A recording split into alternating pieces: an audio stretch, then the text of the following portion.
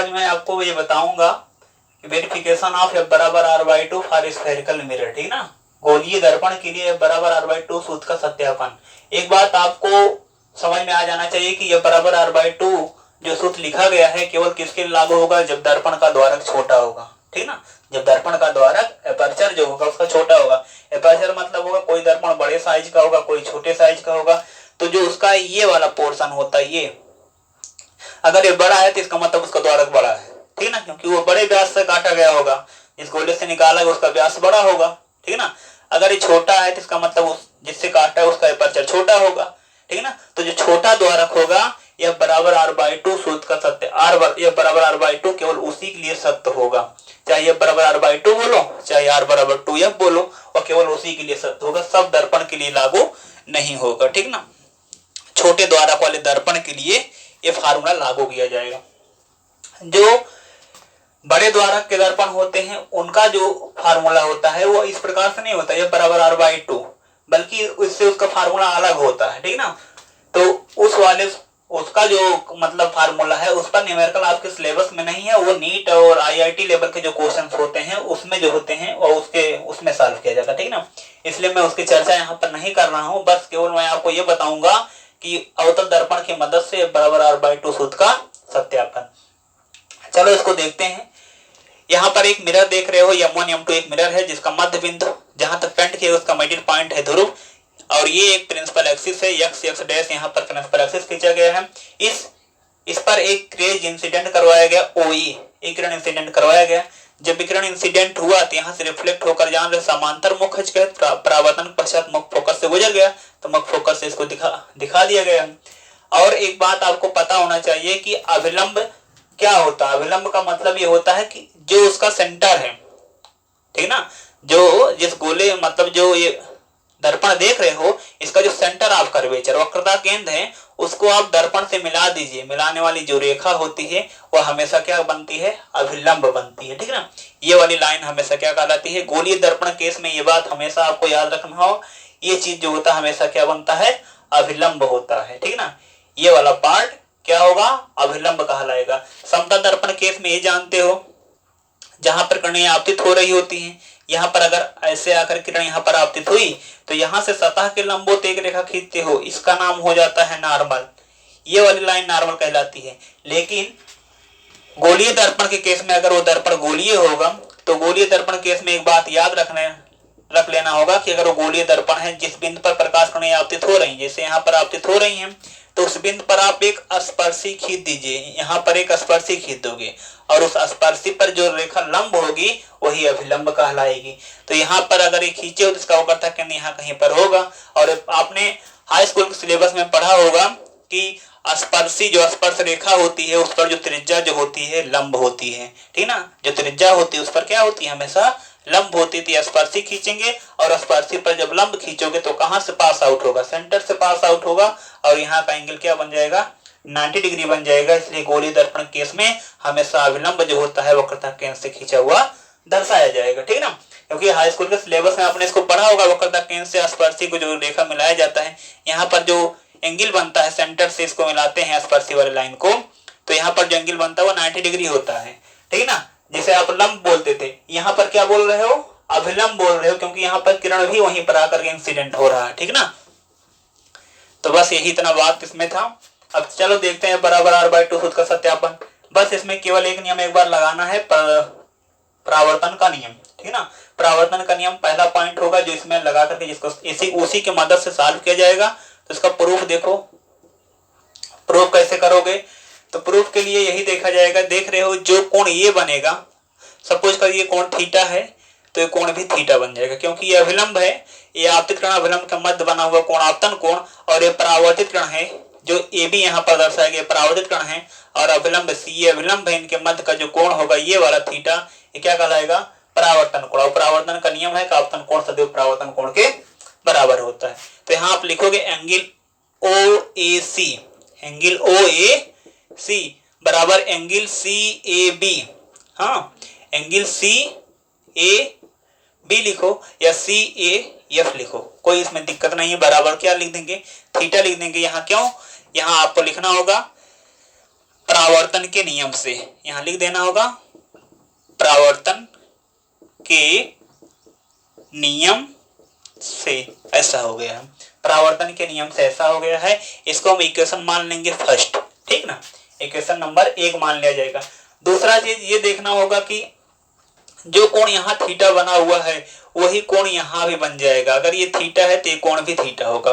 और क्या नजर आ रहा है आपको, और आप इसमें लिखोगे एंगल OAC, एंगल OAC बराबर ये वाला कोण, एंगल ये वाले कोण को क्या बोलोगे, ACF, एंगल ACF बोलो चाहे ACP बोलो, क्योंकि यही बढ़ाया गया है, ACP बोलो, ये भी क्या हो जाएगा, थीटा हो जाएगा। समीकरण नंबर 2, ये कोण इसके बराबर क्यों हो रहा, क्योंकि जान रहे हो ये रेखा और ये मुखच्छ रेखा दोनों समांतर है। ऐसे रेखा है, एक रेखा ऐसे है, दोनों समांतर है।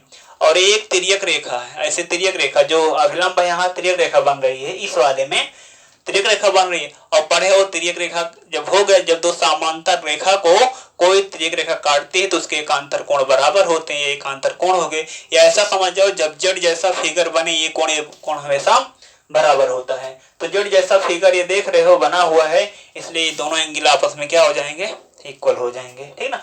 और जब ये दोनों एंगल बराबर हो जाएंगे तब यहाँ लिखोगे समीकरण 1 व 2 से, यहाँ आपको ब्रैकेट में लिख देना होगा एकांतर कोण है इस कारण बराबर है, एकांतर कोण है इसलिए दोनों आपस में क्या हो जाएंगे, बराबर हो जाएंगे। अब आप लिखोगे समीकरण 1 व 2 से, समीकरण 1 व 2 से, अगर समीकरण 1 व 2 से देखते दोनों का एक साइड बराबर, इसलिए ये चीज इसके बराबर हो जाएगा।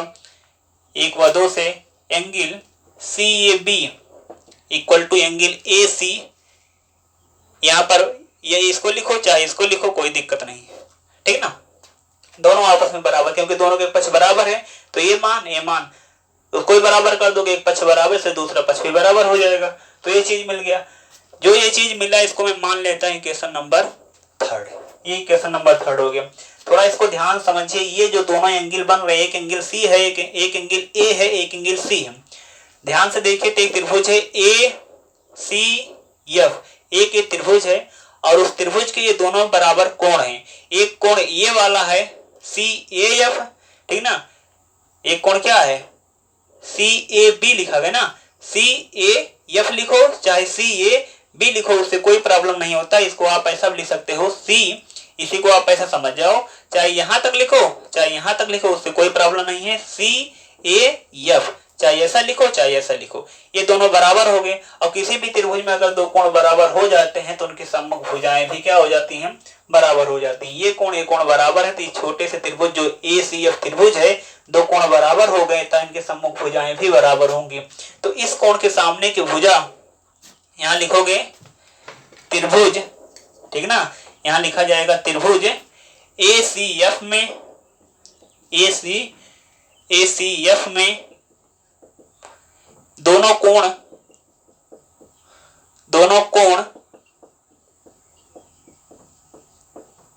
आपस में बराबर हैं, आपस में बराबर हैं, अतः इनकी संगत भुजाएं भी बराबर होंगी, अतः इनकी संगत भुजाएं भी बराबर होंगी, इनकी संगत भुजाएं भी बराबर होंगी। अगर संगत भुजाएं भी बराबर होंगी तो देखो उसको हम क्या कैसे आगे सॉल्व करते हैं। तो यहाँ पर मैं सॉल्व कर दे रहा हूँ, आगे लिख दे रहा हूँ इस चीज को। संगत भुजा को आप बराबर करिए तो इसके मतलब जो यहाँ पर लिखा गया CAF, ए के सामने जो बीच में रहता है उसी सामने वाली साइड देखी जाती है, एक सामने भुजा हो जाएगी, इसलिए लिखोगे CF बराबर क्या लिखा जाएगा, इस थीटा के सामने भुजा क्या आएगा, AF आएगा। तो CF बराबर क्या लिखा जाएगा, AF लिखा जाएगा।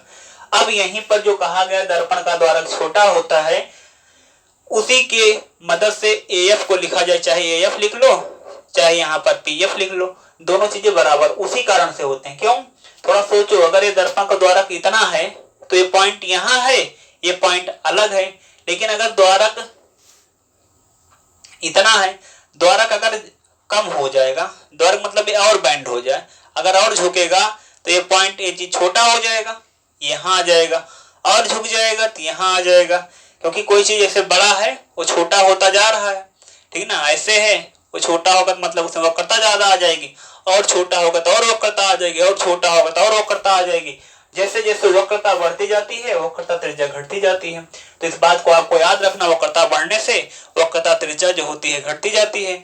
तो वक्रता त्रिज्या घटने से ये द्वारक उसका छोटा होता जाएगा, और द्वारक जब छोटा होता जाएगा उस केस में ए और पी एक दूसरे को ओवरलैप कर जाएंगे। मतलब जहां ए होगा वहीं पर क्या हो जाएगा, उसी के आसपास, लगभग उसी के आसपास यहाँ पी मतलब ए आ जाएगा। जब दोनों ए आसपास हो जाएंगे उस केस में जो दूरी लगभग ए से एफ की होगी वही दूरी पी से लगभग किसकी होगी, एफ की होगी। इसीलिए कहा जाता है छोटे द्वारक के लिए।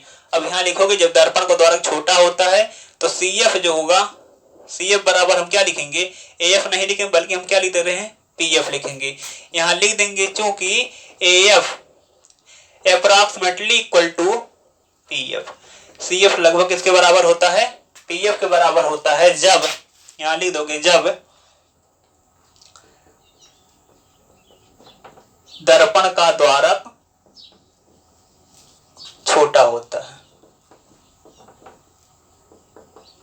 जब दर्पण का द्वारक छोटा होता है, ठीक ना, उस केस में ऐसा हो जाता है। ठीक, जब ऐसा आप लिख दोगे, अब यहाँ पर इन्हीं के वैल्यूज को रख लिया जाएगा, सी एफ और पी एफ के मान। आपको पता है कि जितनी भी दूरियां होती हैं समस्त दूरियों का मापन ध्रुव से किया जाता है और मुख्य अक्ष पर किया जाता है। ऐसे नहीं कि हम यहाँ से कोई बिंदु यहाँ है तो मैं से पी से बी की दूरी ले लें, ठीक ना, पी से ए की दूरी ले लें, ऐसा नहीं किया जाएगा। दूरी हमेशा ध्रुव से मापा जाएगा, और कहाँ मापा जाएगा, प्रिंसिपल एक्सिस पर मापा जाएगा, मुख्य अक्ष पर मापा जाएगा, ठीक ना। अगर दूरी जिधर किरण आ रही है उसके विपरीत आप चल रहे हो तो याद रख लेना वो दूरी हमेशा निगेटिव लिया जाएगा, और जिधर किरण आ रही है अगर उसी दिशा में आप चल रहे हो, दूरी का मेजरमेंट कर रहे हो, तो आप याद रख लो दूरी हमेशा पॉजिटिव ली जाएगी। लेकिन जो भी दूरी लिखना होगा उस दूरी में पहला बिंदु आपका ध्रुव होना चाहिए। ये पॉइंट आपको पता रहे। ये नहीं कि आपसे एफ से पी की दूरी निकालना है, एफ से पी की दूरी चाहे बोलो चाहे पी से एफ की दूरी बोलो, बात सही है, दोनों के मान बराबर हैं। पर परिपाटी क्या कहती है, परिपाटी मतलब एक स्टैंडर्ड, ठीक ना, एक बाउंडेड मेथड समझ जाइए आप उसको, जिससे आप पहचान कर पाओगे कि उत्तल है क्या उत्तल है, नहीं तो पहचान ही नहीं कर पाओगे, ठीक ना। तो यहाँ पर अगर परिपाटी के हिसाब से देखा जाए, अगर ये यहां से देखोगे, यहां से आपको पहला बिंदु P देना होगा, तो P से आप इधर चलोगे और किरण इधर जा रही है, आप इधर आ रहे हो, दूरी क्या होगी, नेगेटिव होगी। यहां से दूरी देखोगे तो PC होगी और ये भी नेगेटिव ली जाएगी, ठीक ना। इसी प्रकार से आपको मापन करना होगा, ठीक ना। अब याद रख लो ध्रुव से वक्रता केंद्र तक की दूरी, ये दूरी जो होती है वक्रता त्रिज्या कहलाती है। जो पीसी होता है इसको आप आर बोलते हो, वक्रता त्रिज्या बोलते हो, रेडियस ऑफ कर्वेचर। और पीएफ क्या कहता है, ध्रुव से मुख्य फोकस तक की दूरी जो होती है, पीएफ जिसे आप बोलते हो उसको क्या बोलोगे, एफ, मुख्य फोकस कहते हैं, ठीक ना। ये दो चीज हो गए। अब यही चीज जो यहाँ पर आया हुआ इसको हम इन्हीं दो के लेंथ में कन्वर्ट करेंगे, पीसी और पीएफ में कन्वर्ट करेंगे। तो सीएफ है ना, ये लेंथ है, इस लेंथ को हम ऐसा लिख सकते हैं, टोटल लेंथ मतलब पीसी में से हम क्या कर दें, ये वाला निकाल दें तो यही बचेगा, टोटल में से हम इसको पीएफ लिख देते हैं, और यहाँ पर क्या हो गया, पीएफ हो गया। इस पीएफ को यहाँ भेज लेंगे, जब यहाँ भेज लेंगे तो यहाँ पर देखो मैं इसका डेरिवेशन अब यहाँ कर दे रहा हूँ। इस चीज को जब यहाँ भेजोगे आप तो पीसी हो जाएगा और बराबर क्या हो जाएगा, 2pf हो जाएगा, ठीक है ना। अब इनके वैल्यूज को रख दिया जाता है, जब इनके वैल्यूज रखोगे पीसी ध्रुव से यहाँ तक की दूरी क्या कहलाएगी, वक्रता त्रिज्या कहलाएगी। वक्रता त्रिज्या किससे दर्शाओगे आप, आर से, क्योंकि आप इधर मेजरमेंट कर रहे हैं इसलिए -r हो जाएगा, और यहाँ पर 2, और पीएफ क्या कहलाएगा, ध्रुव से मुख्य फोकस तक की दूरी, फोकस दूरी कहलाएगी। लेकिन ये दर्पण कौन सा है, अवतल दर्पण है, अवतल दर्पण की फोकस दूरी नेगेटिव, क्योंकि दूरी आप इधर मापते हो, ध्रुव पहला बिंदु होगा और किरण इधर जा रही है, दूरी इधर माप रहे हो, इसलिए नेगेटिव हो जाएगा। तो 2f ये कैंसिल हो जाएगा, r बराबर क्या आ गया, 2f, या f बराबर लिख सकते हो क्या, r/2। यही आपका फार्मूला यहाँ से प्रूफ हो गया, ठीक ना। यही है इसका फार्मूला, और इसी फार्मूले को आपको याद रखना है, ठीक ना। एक बात इसमें और जो जरूरी है वो भी मैं आपको बता देता हूं, इसको आप लोग नोट कर लेना, ठीक ना। वीडियो को बैक करके आप लोग इसको अच्छी तरह से नोट कर सकते हो। मैं इसमें और जो बात है उसको समझा रहा हूं। देखो F बराबर R/2 में ये याद रख लो कि F अगर पॉजिटिव है तो R भी पॉजिटिव होगा, या R पॉजिटिव है तो ये पॉजिटिव होगा। और ये दोनों जो केस होते हैं F पॉजिटिव R पॉजिटिव, ये केवल किस में होते हैं? उत्तल दर्पण में होते हैं, ठीक ना, ये उत्तल दर्पण में होते हैं। और F नेगेटिव तो R भी नेगेटिव होगा। ये वाला दोनों केस किस में होगा? अवतल दर्पण में होगा, ठीक ना, अवतल दर्पण में होगा। क्यों? क्योंकि आप सोचो अगर यह पॉजिटिव है तो यहाँ पॉजिटिव रखोगे 2 से गुणा तभी पॉजिटिव आएगा, ठीक ना। अगर R पॉजिटिव है 2 से भाग करे तब भी पॉजिटिव आया, लेकिन अगर F नेगेटिव है 2 से गुणा हुआ तब भी R भी नेगेटिव हो जाएगा। मतलब यही है, अगर R पॉजिटिव तो F पॉजिटिव, R नेगेटिव तो F नेगेटिव। दोनों चीजें पॉजिटिव किस में होती हैं? उत्तल दर्पण में। इसमें क्या होते हैं? दोनों चीजें नेगेटिव होती हैं, ठीक ना। इस बात को आपको याद रख लेना होगा, ठीक। और जो बताया गया चिन्ह परिपाटी को याद रख लेना। समस्त दूरियों का मापन ध्रुव से ही किया जाएगा, मुख्य अक्ष पर किया जाएगा। जो दूरियां प्रकाश किरण की दिशा में मापी जाएंगी वो पॉजिटिव ली जाती हैं, जो विपरीत दिशा में मापी जाती हैं वो नेगेटिव ली जाती हैं, ठीक है ना। अब यहाँ पर इसी के आधार पर एक बात मैं आपको और बता देना चाहता हूं। आपको एक पॉइंट आप इसमें पढ़ोगे, रेखीय आवर्धन, ठीक ना, रेखीय आवर्धन। रेखीय आवर्धन में क्या बताया गया है? इसे बोला जाता है लीनियर मैग्निफिकेशन, ठीक ना। इसे बोलेंगे आप लीनियर मैग्निफिकेशन, ठीक ना, लीनियर मैग्निफिकेशन। स्मॉल m से दर्शाया जाएगा। इसका फार्मूला होगा II-/OO- इक्वल टू -V/U। अभी मैं इसका प्रूफ करके दिखा दूंगा आपको। m बराबर II-/OO- बराबर -V/U। अगर माइनस होगा तो ये मिरर के लिए फॉलो होगा, तब ये मिरर के लिए लागू किया जाएगा, मतलब दर्पण के लिए लगाया जाएगा। लेकिन अगर यहीं पर प्लस हो जाए, यही इतना चीज लिखा रहे, केवल यहाँ पर क्या हो जाए? प्लस हो जाए, V/U लिखा गया हो बस, ठीक है ना। तो यही इतना पार्ट जो होगा यहाँ II-/OO- बराबर यहाँ m लिखा गया हो। तो अगर निगेटिव होगा तो मिरर के लिए, पॉजिटिव होगा तो लेंस के लिए, ठीक ना। और रेखीय आवर्धन एक क्वांटिटी है, जो रेखीय आवर्धन लिखा गया, या ये क्या है? क्वांटिटी, ऐसा लिख सकते हो, फिजिकल क्वांटिटी है, ठीक ना, या एक फिजिकल क्वांटिटी है, ठीक, मतलब कि भौतिक राशि है। और ऐसी भौतिक राशि है जो डायमेंशन लेस है, बीमाहीन है। इसका कोई बीमा नहीं होता, डायमेंशन लेस है, बीमाहीन राशि है। क्यों? क्योंकि ये दो समान भौतिक राशियों का अनुपात है। ये भी लंबाई, ये भी लंबाई। मात्रक metre, metre cancel out, centimetre, centimetre cancel out. जो यूनिट होगी कैंसिल हो जाएंगे, या ये भी दूरी कैंसिल हो जाएंगे, ठीक है ना। केवल इसका एक न्यूमेरिकल वैल्यू आएगा, ठीक है ना, एक न्यूमेरिकल वैल्यू आएगा। उस न्यूमेरिकल वैल्यू से आप समझ सकते हो कि दर्पण कैसा है। उस न्यूमेरिकल वैल्यू से आप समझ पाओगे कि दर्पण कैसा है, ठीक ना। इतना चीज आपको पता चल जाएगा कि डायमेंशन लेस है। अब देखिए, जो इसका न्यूमेरिकल वैल्यू आएगा, क्या क्या आ सकता है। ये जानते हो कि अगर उत्तल दर्पण है, उत्तल दर्पण अगर है, उत्तल दर्पण, तो उत्तल दर्पण के केस में आपको पता होगा इमेज जो बनता है, II- जो बनता है, इमेज जो बनता है, वो हमेशा वस्तु से छोटा होता है। तो ये तो छोटा हो जाएगा, ये बड़ा हो जाएगा, ये छोटा ये बड़ा। तो जब कम संख्या को बड़ी संख्या से भाग कराओगे तो एक से छोटा आएगा ही। इसका मतलब उत्तल दर्पण का जो मैग्निफिकेशन होता है, तो यहाँ पर मैं m लिख दे रहा हूँ। m किसके लिए? कॉन्वेक्स के लिए, कॉन्वेक्स मिरर के लिए इसका वैल्यू क्या होगा? लोअर देन 1 होगा, ठीक ना, लोअर देन 1 होगा, एक से छोटा होगा। पर एक से छोटा तो होगा, ये बात तो क्लियर हो गया। लेकिन इसमें साइन भी लगाया जाता है। क्या लगाते हैं? साइन लगाते हैं, चिन्ह लगाते हैं। तो चिन्ह क्या होगा? पॉजिटिव होगा, नेगेटिव होगा। याद रहे कि जब भी दर्पण द्वारा जो प्रतिबिंब बनाया जाता है, अगर वो सीधा बन रहा होगा, सीधा बन रहा होगा, या ऐसा समझ जाओ आभासी बन रहा होगा। आभासी प्रतिबिंब हमेशा तो सीधा बनेगा, ठीक ना। आभासी बन रहा होगा तो उसका जो रेखीय आवर्धन आएगा हमेशा पॉजिटिव आएगा, ठीक ना। आभासी प्रतिबिंब बनेगा तो सीधा बनेगा, और उसका रेखीय आवर्धन लीनियर मैग्निफिकेशन हमेशा क्या आएगा? पॉजिटिव आएगा, क्योंकि वो सीधा है। मुख्य अक्ष के ऊपर उसका ऑब्जेक्ट भी है और मुख्य अक्ष के ऊपर उसका इमेज भी बना होगा। अब मुख्य अक्ष के ऊपर की नापी गई दूरी धनात्मक ली जाती है, नीचे नापी गई दूरी ऋणात्मक ली जाती है, ठीक ना। इसलिए इसकी लेंथ जो होगी ये भी पॉजिटिव होगी, इमेज की लेंथ भी क्या हो जाएगी, पॉजिटिव हो जाएगी, ठीक ना।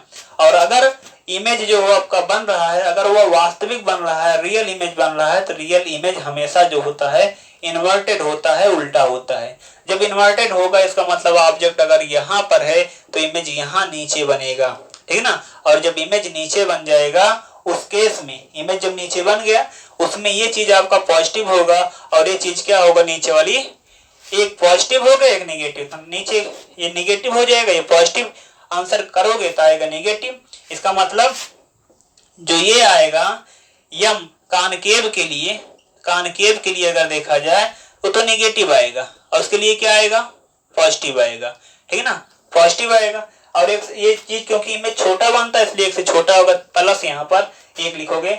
लेकिन इसमें क्या होगा, इसमें जो होता है इसमें केसेज हर एक केस में अलग अलग आते हैं, ठीक है ना। तो हर एक केस में अलग अलग आते हैं, इसलिए इसमें जो होगा जहां तक वास्तविक बना है वहां पर रेखीय आवर्धन तो नेगेटिव आएगा और जहां पर पॉजिटिव हो गया है वहां पर रेखीय आवर्धन क्या हो जाएगा, जहां पर क्या नाम है आभासी प्रतिबिंब बन गया वहां पर रेखीय आवर्धन क्या आ जाएगा, पॉजिटिव आ जाएगा। जो अवतल दर्पण में आपको 6 केस बताए गए हैं उसके स्टार्टिंग के 2 केस में रेखीय आवर्धन जो होता है माइनस तो रहेगा, नेगेटिव रहेगा, लेकिन मतलब कि एक से छोटा रहेगा, ऋणात्मक रहेगा, ठीक है ना। और उसके बाद जब वो वक्रता केंद्र पर आ जाएगा, जितना बड़ा ऑब्जेक्ट होगा उतना बड़ा इमेज भी बनेगा, लेकिन नीचे बनेगा अभी भी नेगेटिव, 1 के बराबर आ जाएगा, ठीक है ना। उसके बाद का जो केस है उसमें बड़ा बनने लगेगा, तो इसका जो रेखीय आवर्धन होगा वह रेखीय आवर्धन जो होता है एक से छोटा भी होता है, एक भी होता है, एक से बड़ा भी होता है। इसमें तीनों केस होते हैं, ठीक है ना। आभासी वाले में एक केस में पॉजिटिव हो जाता है, बाकी 5 केस में नेगेटिव हो जाता है, ठीक है ना। इस चीज को आप अच्छी तरह से समझ सकते हो, हाई स्कूल लेवल पर भी इस चीज को पढ़े हो आप लोग, ठीक ना। बस इसमें यही इतना बात समझ लेना, आभासी सीधा तो पॉजिटिव, वास्तविक उल्टा तो उसका रेखीय आवर्धन कैसा आएगा, नेगेटिव आएगा, ठीक ना। अभी मैं इसका डिस्कस मतलब इसका मैं प्रूफ करके आपको दिखा देता हूं, बस थोड़ी देर में रुके रहिए, अगली वीडियो में इसका डेरिवेशन करके दिखा देता हूं, ठीक।